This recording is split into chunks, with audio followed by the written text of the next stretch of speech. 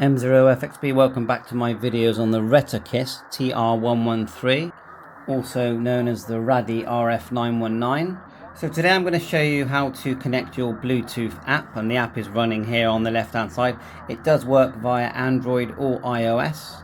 There is an instruction manual which I will link in the description, and within that you've got two QR codes you can scan to download the APK or the iOS. Also, in those instructions you'll see that there's very detailed instructions on how to actually use the app. Interesting that it actually picks up other devices, but we're just going to connect the Retekess. So what we'll do is we'll select the Retekess, and we've paired it before, and you can see it's already connected and it's showing all the items there at the top and connected here. But if it wasn't, you just press Bluetooth. This is the play button here, like so, and it will go into scan. When it does that, you tap here at the bottom, it shows the list.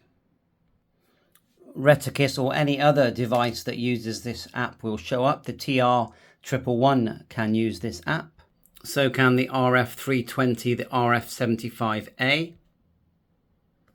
Bluetooth there, we're going to choose Retekess, and it just comes to life like so. And then push over here, it says radio, just press that, and then you can start tinkering. It's all pretty clear. You can type frequency, change band, turn the device on and off, turn the volume up and down, attenuator, you've got up and down here. Pretty good. And then you've got some demodulation, bandwidth, signal to noise ratio, RSSI, squelch, and little settings tab there if you want it, and even the firmware version. And to load the firmware on this device is actually really easy. You just put it into MP3 mode, put the SD card in with the new firmware, and it just loads it. But you know, don't change the firmware unless you really have to.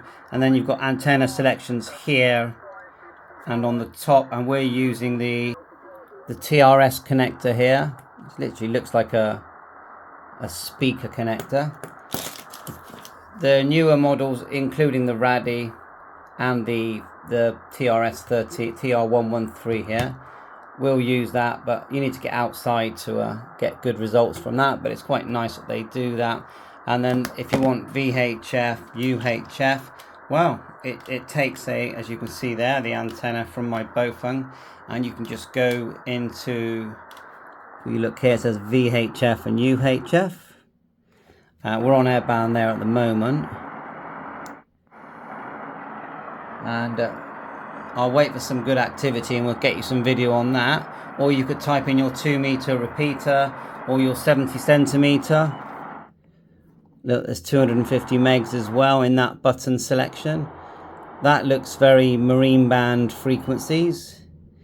20 meg, was that 20,000? 434. That's the same as my node that I've got. Connected to M0FXB. That is my node. Just cycling through here. Look, press it once, RSSI. Press again, clock. We've got sleep, turn on and off as well. We've got alarm. To keep the screens on, just press the alarm button and it keeps them on. That's what I'm finding. And you've got a settings button here, which you saw up there as well. Hold it down and you go into your settings, attenuation, gain, squelch level, scan mode. That's what it's showing. We press it again, goes back. So not too many settings to mess with. So let's just press it. See that? Oh, there's the station. So we got, does that say 10 dB? It starts from 10. Let's go back to the HF radio.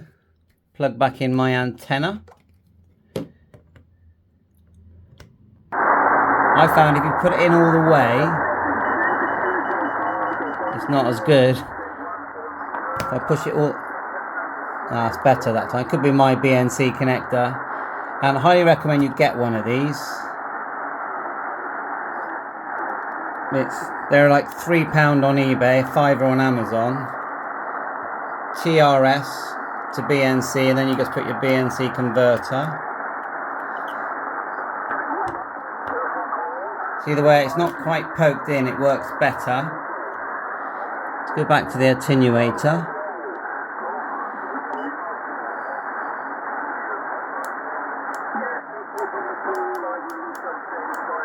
It's hard to say, isn't it? Not hearing a massive difference there.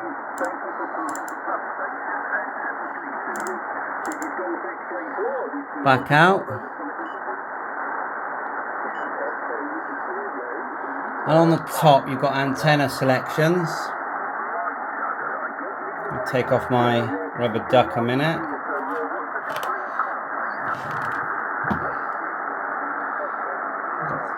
See if I can get the camera on that.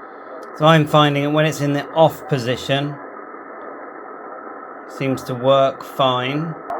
And on the front here, when you select antenna just here, it says DX. I don't see a big difference there. Press again, and that's the internal antenna. And you see this little dipole thing show up. Back to external. Someone asked me, does it still go silent when you tune? And I would say yes.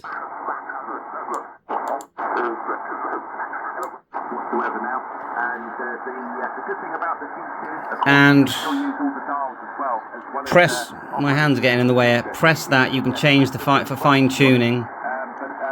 It goes quite loud. Bandwidth.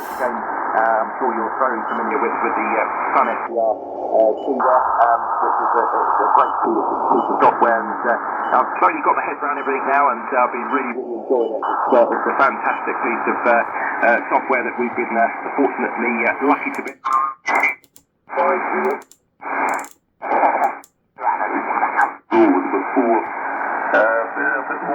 So it's completely usable, isn't it?